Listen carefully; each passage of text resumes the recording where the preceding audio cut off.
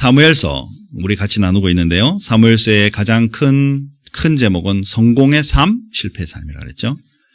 많은 인물들이 나오는데 그 인물들을 우리가 보고 있으면 그들의 삶이 성공적으로 끝나고 있고 우리가 보기에도 실패의 삶을 살아가는 모습들을 우리가 발견할 수 있죠. 오늘 우리가 같이 나누고자 하는 부분은 사무엘상 5장부터 7장입니다.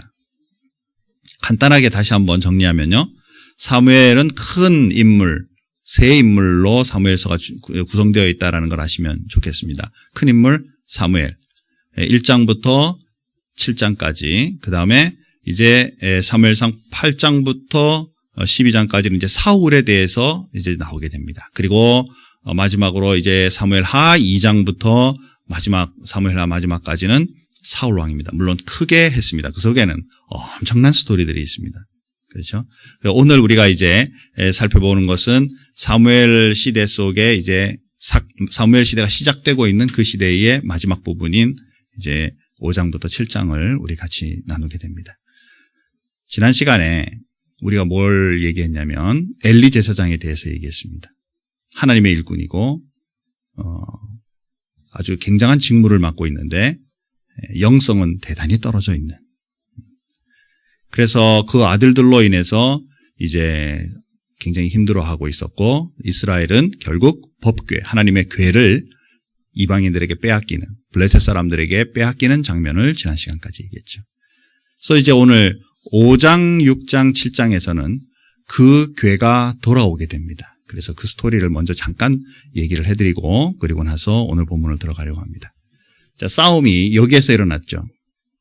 에베네셀이라는 곳과 아벡이라는 사이에서 궤가 여기서 빼앗겨가지고 이제 쭉 이 사람들이 여기가 지금 요즘으로 말하는 팔레스타인입니다. 지금 밑으로 쭉 내려와서 여기까지 이제 내려오게 됩니다. 궤를. 그리고는 이게 하나님적인 것이잖아요. 신적인 것이잖아요. 그러니까 이걸 어디다 모셔놓겠어요? 이 궤를 자기네 신당에다 갖다 모셔놓겠죠. 그죠? 뭐 이스라엘 신이라 그러는데 뭐 내가 갖다 놓게 왕궁에 갖다 놓게 이런 거 아닐 거 아니겠어요. 그래서 이제 여기에다가 다 갖다 모셔놨는데 하룻밤 자고 나니까 그 신당에 있던 그 신의 모가지가 댕강 잘라져 있고 뭐 이게 정말 웃기는 일이 생겨나는 거예요. 그리고 이 지역에 독종, 즉 전염병이 돌아서 많은 사람들이 고통당하기 시작하죠. 야, 이거 아닌가 보다. 그래서 이제 이쪽 옆으로 또 옮겨놨어요. 그런데도 그 지역도 동일하게 그런 일들이 생겨나죠. 그래서 다시 또 옮겨놨어요. 에글론이라는 지역까지 옮겨놨는데 거기도 사망의 사건들이 일어나면서 엄청 이제 두렵죠. 이게 5장이에요. 요 기간이 얼만큼 되냐면 7개월 정도 됩니다. 우리는 책으로 보고 있으니까 실제로 당하지 않으니까 무슨 생각하냐면 하나님 역사하시니까 그런 일이 있겠지 뭐. 그러지만 만약에 그 속에 있는 저와 여러분이라고 한번 생각해 보세요. 그 동네 사람이라고 한번 생각해 보시죠. 어떤 생각이 들까요? 우리는 스토리를 알고 있으니까 무서워 이러지만 실제로는 엄청 많은 생각이 움직이는 겁니다. 이게 머릿속에. 이게 진짜 하나님이 하시는 걸까? 아니면 우연하게 일어나는 걸까? 3번씩 옮겼는데도 불구하고 이런 일이 계속 일어나니까 그죠? 마음속에 두렵기도 하고 긴 것 같기도 하고 아닌 것 같기도 하고 헷갈리고 있죠. 지금 이 사람들이. 그러니까 이제 야 이거 킵하지 말고 우리가 이 보관하고 있지 말고 보내자라고 이제 얘기하게 됩니다. 여기 이 지역이 지금 여기에 점선이 쭉 보이고 있는 지역이 여기가 팔레스타인이고 여기는 이스라엘에 해당합니다. 지금 여기에 이제 사람들에게 길셰메시 베세메시라는 지역에다가 이 궤를 하나님의 궤를 보내는데 어떻게 보내느냐면 황소 2마리를 마차 앞에다 붙이고 그리고 이것을 하나님의 궤를 그 위에다 잘 얹은 다음에 그들이 향하여 이스라엘 진영으로 움직이지 않고 그대로 가면 그건 하나님의 뜻이고 아니면 이거는 우연히 일어난 거다. 자기들끼리 이제 정한 거죠. 그때 소 2마리를 어떤 소를 붙이느냐면 이제 송아지를 낳고 아기 송아지가 있으며 아직도 저신하고 있는 즉 아이를 키우고 있는 모성애가 강한 2마리의 소를 붙여서 이제 마차를 만들고 보내는 거죠. 그리고 그 송아지들은 뒤에다 붙잡아 놨기 때문에 송아지들이 울거나 또 송아지에 대한 생각이 있으면 소위 말해서 동물적인 본성으로라면 돌아와야 되는 게 정상이겠지만 하나님이 함께 하시면 하나님의 뜻에 따라서 갈 것이다 라고 인간적인 수단으로 보고 있는 것이죠. 그랬더니 이 소가 어떻게 됐어요? 그대로 쭉 가서 그 성에 도달하게 되었고 그 사람들이 하나님의 계획인 것을 알고 받아내었죠. 그리고 이제 그 소를 하나님 앞에 번제로 드리면서 이제 이 모든 일들을 막았어요. 이렇게 종료를 했죠. 우리가 여기서 볼 수 있는 건 어떤 사람들이든지 모든 인간이라면 마음에 신적인 존재 또 인생에 내 스스로 할 수 없는 것에 대한 마음들을 다 가지고 있다는 것이죠. 때때로 이게 어느 것이 하나님의 뜻인지 몰라서 혼돈스러워가지고 이게 어느 종교에 저기에 속해서 열심을 내보고 하면서 그걸 찾기로 노력하는 그런 마음들이 누구나 다 있겠죠. 블레셋 사람들도 동일하다 그 말입니다. 그러나 그들의 머릿속에 나온 것 정도는 이런 방법을 통해서 하나님의 살아계심 정도를 확인하는 것 정도밖에는 할 수가 없죠. 왜? 진정한 하나님을 아직 알지 못하니까. 이스라엘 백성들은 그것이 돌아오는 것을 보면서 하나님은 다시 회복시키시는구나. 하나님을 알고 있는, 믿고 있는 사람들은 이것을 하나님이 하신다라는 것을 알고 있지만 모르는 사람들은 이런 식으로 확인밖에는 할 수 없다라는 것이죠. 사랑하는 성도 여러분, 하나님을 믿고 안 믿고도 우리의 삶에 보면 많은 삶을 생각하고 나아가는 방향의 모습이 다르다라는 것을 우리가 알 수 있습니다. 여기에 이 사람들이 이제 들어온 그 궤를 보고 이번들이 호기심이 나가지고 그 지역 사람들이 궤를 열어보는 바람에 성경에 보니까 5만 가로 열고 가로 닫고 해놓고는 70명이 죽었다 그렇게 돼 있어요. 그 5만 70명이 죽었는지 아니면 그냥 70명이 죽었는지 이 성경 기록 그 부분이 약간 뭉그러지면서 이제 정확한 인원은 몰라요. 그렇지만 엄청 많은 사람이 거기서 죽임을 당하게 되죠. 그러니까 두려운 거예요. 또 그 지역 이스라엘 사람들조차도 그것을 올려서 이제 기럇 여아림이라는 지역으로 옮겨놨죠. 그 궤를. 그리고 세월이 20년이 지났어요. 여기부터가 7장입니다. 오늘 우리가 같이 나누는 7장. 7장에 보니까 이제 그 지역에 궤가 들어와서 20년쯤 지났어요. 그러면 저 블레셋 사람들 궤 때문에 당했던 어려움도 이제 서서히 잊혀지죠. 우리에게 있어서 기억이라는 건 하나님 앞에 엄청난 축복이에요. 그죠? 잘 기억하는 것도 축복이고 잘 잊어먹는 것도 축복이죠. 하나님의 행하심도 다 잊어버릴 수도 있겠죠. 이 사람들도 이제 이스라엘에 대해서 별로 좋은 감정을 여전히 이제는 안 가질 수 있고 이제는 두려움도 좀 덜 할 수 있겠죠. 이때쯤에 사무엘이 오늘 읽은 본문에서처럼 이스라엘 백성들을 불러 모으는 겁니다. 다 모여라. 우리 좀 하나님 앞에 똑바로 살자.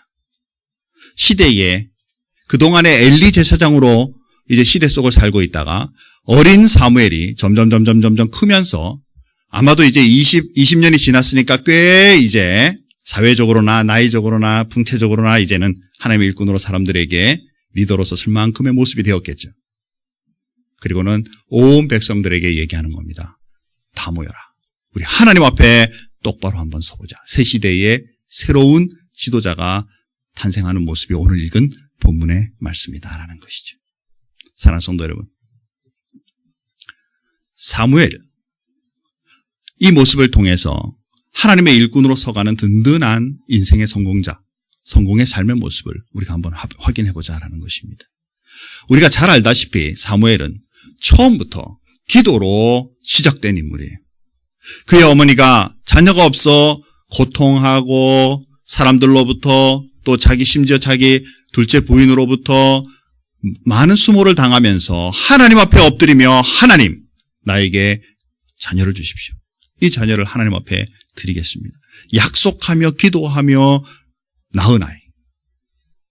어떤 면으로 보면 굉장히 귀중한 아이인데 약속대로 이제 그 아이를 하나님 앞에 드리게 되죠. 드리기 전의 모습이 뭐냐면 이 아이 젖될 때까지 내가 있다가 이제 젖을 떼면 내가 하나님 앞에 드리겠습니다 라고 얘기를 하게 되죠. 실제로 이 아이를 낳고 키우면서 어떻게 했겠어요? 엄청 기도하면서 또 이게 이제 떨어져 나갈 이제 곧 이제 이 애를 떨어져 내보내야 되는데 이때 이 인생이 어떻게 될까? 어머니의 마음은 기도 외에는 할 것이 없었다라는 사실이죠. 기도로 낳고 기도로 키우고, 그리고 실제로 어머니로부터 이제 떨어져 나왔을 때는 자기 인생, 자기가 살 수밖에 없는, 그래서 본인도 기도로밖에 살 수 없는 그 인생을 사무엘의 모습에서 본다라는 것이죠. 우리가 잘 아는 사무엘서 3장에 보면, 앞에 그냥 슬쩍 지나 넘어왔지만 3장에 보면 그 어린 시절에 성경에 분명히 여호와의 전에서 기거하였다 그랬어요. 여호와의 전, 하나님의 전에서 자는 거예요. 그 아이가 뜨뜻한 방, 멋있는 방, 내 방, 애들 그죠? 내 방, 장난감 많고 예쁘고 막 붙여놓은 내 방이 아니고 하나님의 전에서 자고 있는 거예요. 하나님이 부르시죠. 사무엘아, 사무엘아. 애가 얼마나 민감했으면 버떡 일어나가지고 엘리 제사장에게 막 쫓아가잖아요. 부르셨습니까? 그것도 3번씩이나. 그죠? 그때야 비로소 또 영적으로 좀 다운되어 있는 엘리 제사장이, 이제야 비로소 하나님 부르시는구나. 다시 한 번 더 부르면 부족한 종이 여기 있나이다. 말씀하옵소서라고 대답을 해라. 무슨 얘기예요? 항상 기도하며 민감하여 있는 이 아이, 사람이 부르는 줄 알고 뛰어나갈 만큼의 그 열정적인 그 아이가 하나님의 음성을 듣기 시작한다라는 것이죠. 기도하는 사람, 하나님의 음성을 듣는다라는 거예요. 에이, 사무엘은 하나님의 전에 기거했으니까. 지금 여러분 연세가 어떻게 되세요? 20살, 30살, 그죠? 지금 많아도 여기 60 넘으신 분은 없어요, 여기? 죄송합니다, 권사님. 우리 삶에 잠이라는 게 어때요? 민감하죠, 여러분, 그죠? 새벽기도 팍팍 일어나서 나오실 수 있고. 그죠? 우리 지금도 잠을 한번 자면 푹 자고 싶고 그런 게 우리인데, 이 아이가 하나님이 부르실 때 그 음성을 들을 수 있으며 움직여 일어나서 나가서 부르셨습니까? 라고 말할 만큼 영적으로 준비된 아이, 하나님을 바라고 그 음성을 듣는 아이. 사실은 그 들을 방법을 몰라서 못 들은 거죠. 마치 저와 여러분처럼 말이지. 하나님이 대영아 그러는데도 뭐지? 그렇죠? 그 음성조차 들을 수 없는 무능한 그리스도인으로 사는 모습들이 때때로 얼마나 많아요. 그런데 이 아이, 그 방법을 몰라서 사람이 부르는 줄 알고 뛰어나가지만 그 마음에 하나님을 향한 기도의 삶이 이미 준비되어 있기 때문에 그 삶이 달라진다는 사실이죠. 사랑하는 성도 여러분, 저와 여러분의 삶 속에 기도의 능력을 회복하는 그리스도인이 되기를 주님의 이름으로 축원합니다. 이게 우리의 살 길이에요. 이게 우리가 주님 앞에 서갈 길이다라는 사실입니다. 두 번째로 보면 이제 오늘 본문 말씀 속에서 많은 사람들을 불렀어요. 미츠바로 모여라. 아까 그림으로 다시 한번 넘어가 보죠. 죄송합니다. 자, 이 미츠바가 여기에 맞나요? 지금 여기 있네요. 그렇죠? 영어로 쓰여서 그쪽으로 모여라 그랬어요. 많은 사람들 거기에 이제 모이기 시작했어요. 첫 번째 일은 뭐냐면 회개해라. 우리의 삶들을 주님 앞에 놓고 회개해라. 바로 선지자적인 사명이죠. 하나님의 말씀을 들어서 이때까지 우리의 삶 속에 있던 모든 우상들을 다 버려버리고 회개라라는 것이죠. 사랑하는 성도 여러분, 이게 바로 우리 그리스도인의 삶입니다. 하나님의 말씀에 보니까 우리의 삶 속에 죄악되고 거짓되고 모든 열악한 상황들 하나님 앞에 내어놓고 회개합시다. 이게 사무엘뿐만 아니라 저와 여러분, 이미 그리스도인 우리들에게는 주어져 있는 축복이고 이것을 선포할 수 있는 그 능력을 주님이 원하신다는 사실이죠. 실제로 이 일을 강하게 말했을 때 이스라엘 백성들이 울며 하나님 앞에 기도하는 일들이 일어나기 시작했어요. 가지고 있는 우상들을 다 버려버리고 하나님 앞에 서기 시작했다 그 말이죠. 여러분들 생각에 우상 어떤 의미라고 생각하세요? 왜 그들이 하나님이 계신데도 불구하고 우상을 숭배했을까요? 하나님 살아계신과 또 함께 하심을 늘 보고 있었는데도 옆에 있는 신들을 섬기죠. 왜 그러냐면요, 그때 당시 아주 옛날뿐만 아니라 지금도 마찬가지입니다만은 이런 신들은요, 삶 속에 직결적으로 삶의 모습과 연관되어 있는 신들이에요. 풍요의 신. 자, 우리 농사에 뭘 뿌리기 전에 우리는 하나님 믿으니까 하나님 말 외에 기도합시다 그랬는데 주변의 사람들 보니까 바알 같은 신에게 전달해 보니까 뭐 기왕이면 하나님도 믿고 저기에다가 좀 갖다 절하면 뭐 기왕이면 좋은 게 아니겠어? 그죠? 다시요. 제가 말을 너무 빨리 했죠? 좋은 거 아니겠어? 하나님 앞에도 기도하고 풍요의 신 바알에게도 기도하고. 표정을 보니까 별로 해피하신 것 같지 않네요. 그죠? 여러분 그렇게 안 사세요? 아스타롯. 이런 신들에게 건수마다 기도하면서 가면 좋은 거 아니겠어? 우상숭배다라는 것이죠. 좋은 게 아니다라는 것이죠. 현대사회는 우상숭배하지 마라. 그럼 여러분 뭐라 생각하면 나는 부처한테 가서 절 안 했으니까 난 아니야 라고 생각하시죠? 그들의 삶에서는 바알 신에게 나가서 전하는 그 마음을 하나님이 보시고 그 행동을 보시는 것이 아니라 벌써 하나님으로부터 벗어나서 바알 신에게 저 풍요의 신도 어쩌면 우리에게 뭐 영향력을 줄지 몰라 라고 생각하는 것 그 자체가 우상숭배라고 여기는 거죠. 현대 저와 여러분의 삶 속에 보시죠. 내가 공부 잘해가지고 좋은 직장 가지면 나는 내 삶 풍요할 거야. 명예가 높아져서 사람들이 우월하게 보는 정도면 내 인생 좀 달라질 거야. 이 자체가 그들의 삶과 요즘의 삶의 모습만 다를 뿐 하나님과 관계없는 우상의 마음을 가진 것과 같다라는 것이죠. 제 말이 좀 세죠? 하지만 잘 생각해 보세요. 정말 그 속에 하나님을 신뢰하는 마음이 있는가? 아니면 세상의 것들을 의지하고 있는 마음이 있는가? 사무엘이 분명히 그것에 대하여 강하게 지적했어요. 이스라엘 백성들이 그것을 깨닫는 겁니다. 좋은 게 아니고 풍요의 심이 아무리 이 주변에 많이 널려져 있고 하나님을 알지 못하는 주변의 많은 백성들이 그렇게 섬긴다 할지라도 이제 우리는 하나님 앞에 돌아가자. 회개의 마음으로 그들의 삶의 변화되기 시작했다라는 것이죠. 사랑하는 성도 여러분, 저와 여러분의 삶 속에 우리의 인생을 알고 나를 제대로 내 길을 인도하시며 앞으로의 남은 생에 의지하고 믿고 나갈 뿐 하나님밖에 없다는 사실을 믿고 나가는 그리스도인이 되기를 주님의 이름으로 축원합니다. 이것이 우리 삶의 진정한 목표다라는 사실이에요. 이쯤에 이렇게 모여 있는데 많은 이제 팔레스타인들이 이제 20년쯤 지났으니까 하나님에 대해서 잘 모르잖아요.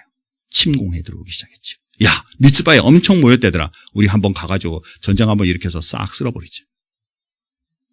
당시에 이 지금 사무엘서에는 군사력을 말하고 있는 부분이 별로 없어요. 거의 없어요. 군사력. 그렇죠? 나라를 지키려면 이게 있어야 되잖아요. 아까 앞에 본 지도에서 보면 아벡이라는 곳과 어디였죠? 갑자기 이름이 에베네셀이라는 지역에서 싸울 때요. 이쪽 팔레스타인 지역에서는 마차가 있었어요. 그런데 이스라엘 백성은 마차가 없는 거예요. 즉 아직 군사력이나 모든 면에서 굉장히 열악한 상황인 거죠. 나름대로 요즘 군사 전략으로 본다면 이스라엘 백성 엄청 모여 있다니까 우리 거기 가서 한 번에 다 쓸어버리고 이들을 다 점령해버리자. 우리 조국의 북쪽에 있는 나라가 폭탄 한번, 그것도 원자폭탄 한번 쏘면 다 죽일 수 있다. 이걸로 위협하는 거나 별 다름 없어요. 그죠? 가지고 있는 많은 강력한 군사력으로 저들을 쓸어버리자. 모여서 기도하고 회개하고 금식하며 모여있던 이 사람들의 마음에 다시 두려움이 생기는 겁니다. 오늘 본문에 보니까 사무엘을 찾아와서 우리를 위하여 기도해 주십시오. 바로 이게 제사장직이죠. 하나님 앞에 우리의 심령의 모든 삶을 좀 올려주셔서 하나님 우리 백성을 돌아봐 주시고 이 나라를 주님 돌아봐 주십시오. 라고 좀 기도 좀 해주세요. 심혈을 위하여 하나님 앞에 기도하고 제사를 드리니까 상황이 변화되어 전쟁 치르지 않고 우레로 인하여 이 나라가 승리하는 일이 거꾸로 생기게 되죠. 다시 말하면 다스림의 그 왕권적인, 아직은 왕은 아니지만, 사무엘은 왕은 아니지만 다스림의 그 왕권을 하나님께서 허락하시고 그들을 섬기는, 제대로 그 백성을 섬기는 일이 이 속에 일어나는 것을 보게 된다라는 사실이죠. 선지자, 제사장, 왕적인 고난이 이후에 예수님으로 인하여 메시아, 기름 부으심을 받다라는 것과 연관이 되게 되고 이 일이 저와 여러분을 통해서 하나님께서 이루시고자 하는 이 세상의 삶의 사명이라는 것을 하나님 알리시고자 하는 거예요. 목사님, 이거와 이게 무슨 연관이 있습니까? 잠시 이 부분만 설명하고 오늘 설교를 마칠게요. 우리가 예수를 믿음으로 말미암아 하나님 앞에 사무엘처럼 이제 쓰임을 받으면 하나님을 알지 못하고 또 하나님을 알더라도 죄악 가운데 허덕이고 있는 많은 사람들에게 복음으로 섬겨주는 것, 이것이 바로 제사장의 선지자의 직무예요. 하나님의 말씀으로 연약한 그분들에게 우리 이렇게 하나님의 말씀에 말하고 있으니 내가 당신을 위하여 기도하겠습니다. 당신을 도와드리겠습니다. 함께 우리 건강한 그리스도인으로 주님이 원하신 하나님의 백성으로 같이 가십시다. 라고 섬기는 것, 이것이 바로 선지자의 사명이에요. 그 다음에 제사장의 직무는 하나님을 알지 못하는 그 사람들, 그들은 자기 마음대로 살고 있지만 그들의 미래가, 그들의 내세가 완전하지 못하고 불행으로 끝날 것을 우리가 보고 있기 때문에 그들의 삶을 대신하여 하나님 앞에 엎드려 기도하는 것입니다. 하나님, A라는 저 형제, B라는 저 자매, 이대로 살다가는 세상이 정말 주님 앞에 섰을 때는 지옥 갈 수밖에 없는데 하나님 저들을 불쌍히 여겨주시고 주님 말씀을 받을 수 있는 기회를 허락하여 주시고 삶이 변화되어서 복음의 능력으로 살아감으로 남은 인생 복되게 행복하게 살아갈 수 있도록 하나님 좀 도와주십시오. 중보의 기도와 그들의 상황을 주님 앞에 나아가 기도하기 시작하는 것, 이것이 바로 제사장의 직무다라는 것입니다. 왜 그래요? 그 사람들은 하나님을 모른다 그 말입니다. 하나님 앞에 간구할 능력도 없다 그 말입니다. 그러나 이미 하나님께서 우리에게 하나님을 알게 하셨고 그 축복을 누리게 하시고 복음의 능력으로 살게 하신 우리들은 그 일을 주님 앞에 감당하며 나가는 것, 이게 바로 제사장의 직무죠. 그리고 이제 우리는 왕적인 하나님의 주신 그 권위를 가지고 그들을 섬기는 것입니다. 세상의 왕은 짓눌러서, 그죠? 그들과 좋은 관계를 유지하며 나라를 운영하는 거라고 말한다면 하나님의 왕권은 온전히 섬기는 거예요. 섬김으로 말미암아 그들의 삶이 윤택하고 그들의 삶이 함께 이 땅 위에, 이 나라 위에 서가게 하는 것, 이것이 바로 하나님의 왕권이에요. 예수 믿는 사람, 그래서 열심히 섬기고 봉사하는 거예요. 이게 종으로서 하나님 앞에는 종이지만 세상 사람들에게는 왕의 권한으로 이 일을 감당한다는 사실이에요. 별로 재미없죠?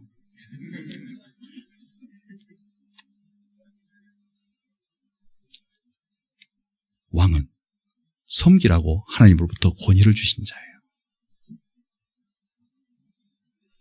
어떻게 섬겼는지 잠깐 말씀으로 오늘 보도록 하죠. 자, 7장 15절부터 17절입니다.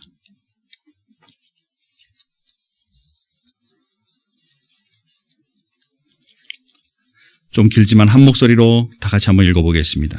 조금 전에 읽었던 7장 15절부터 17절입니다. 다 같이 한번 읽습니다.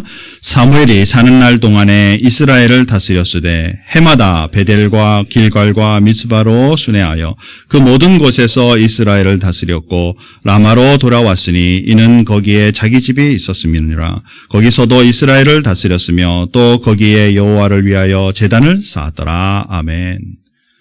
자, 여기에 다스렸으며들이 얘기 나오죠. 그냥 옛날 왕 같으면 다윗만 해도 궁에 앉아서 다스리면 되죠. 왕권 있죠. 또 그 군사들 있죠. 행정관들 있죠. 다스리면 되죠. 그런데 사무엘은 몸소 다니면서 그들을 섬기는 것이죠. 이게 바로 그리스도인의 모습이죠. 모두가 다 나에게 섬겨주기를 바라요. 교회 생활하면서, 신앙생활하면서. 목사님도 나를 위해 기도해 주시면서 섬겨줘야 되고, 그렇다기 리더도 나를 위하여 기도하면서 섬겨줘야 되고, 옆에 있는 모든 주변의 사람들 나를 위해 섬겨줘서 내 힘들고 지치고 우울하고 별로 해피하지 않은 거 해피하게 만들어주기를 바라는 그리스도인은 엄청나게 넘쳐나도 하나님의 권위를 가지고 사무엘처럼 돌아다니면서 한 분 한 분을 섬겨 그들의 삶이 변화되고 주님의 은혜로 다 나가게 되고 복음의 능력을 누릴 수 있도록 도와주는 사람, 그런 그리스도인들은 너무너무 부족한 시대를 산다라는 것이죠. 사랑하는 성도 여러분, 저와 여러분들은 깨어나는 그리스도인이 되기를 주님의 이름으로 축원합니다. 어떤 것이 성공하는 삶이고 어떤 것이 실패하는 삶이를 한번 보자 그 말이에요.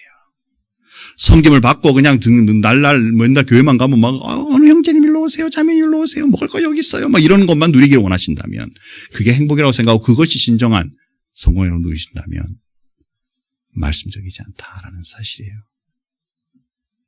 사랑하는 성도 여러분, 사무엘의 모습을 통해서 정말 하나님이 우리에게 무엇을 원하시는지 깨닫고 우리의 삶 속에 이것을 실천하며 나가는 그리스도인이 되기를 소원합니다.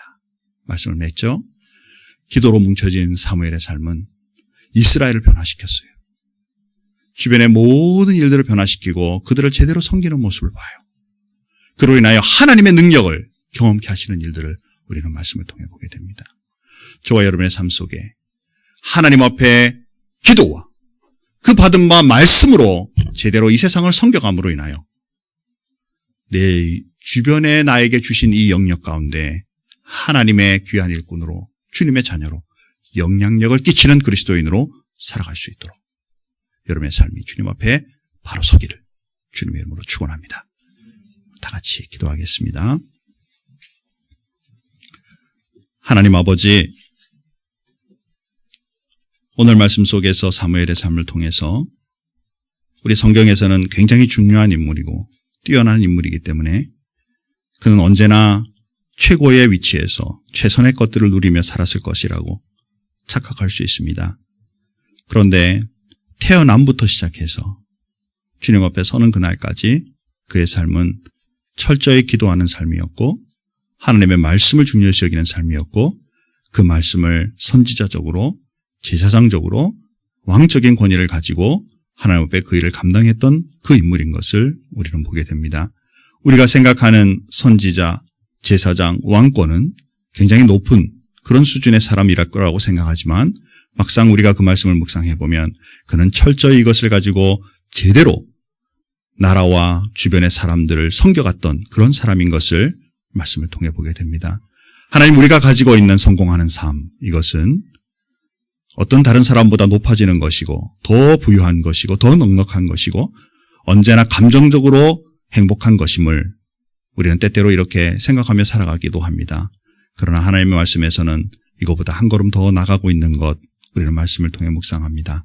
때로 어려울 수 있고 힘들 수 있고 지칠 수 있지만 그럼에도 불구하고 하나님과 함께 하기 때문에 주님 앞에 기도하며 엎드릴 수 있기 때문에 하나님의 주신 그 말씀을 내 삶 속에 부여잡고 복음으로 행복을 누려갈 수 있기 때문에 내 삶뿐만 아니라 다른 사람에게까지도 그것을 섬겨줄 수 있는 그 삶이 제대로 행복한, 제대로 성공한 삶인 것을 말씀을 통해 보게 됩니다. 사랑하는 우리 모든 성도님께 그 은혜를 더해 주시기를 원합니다. 오늘 당장부터 우리가 이 교회 문을 나설 때부터 우리가 또 한 주간을 지나 이 하나님의 귀한 전에 다시 들어올 때까지 우리의 삶 속에 온통 기도의 삶으로, 말씀의 삶으로, 섬김의 삶으로 주님 앞에 제대로 성공의 삶을 살다가 주님 앞에 다시 나올 수 있도록 이번 한 주간을 축복하여 주시고 그 축복 가운데 2015년도도 동일한 성공의 삶이 이어질 수 있게 우리 모든 성도들을 도우시고 인도하여 주시옵소서. 하나님 아버지, 우리 큰빛교회를 주님께서 세워주시기를 원합니다. 지역과 세상 세계를 향하여 하나님의 말씀, 그 사랑, 그것 가지고 나아갈 수 있는 귀한 교회로 잘 성장할 수 있도록 하나님 이 교회를 도와주옵소서. 감사하며 예수님의 이름으로 기도하옵나이다. 아멘.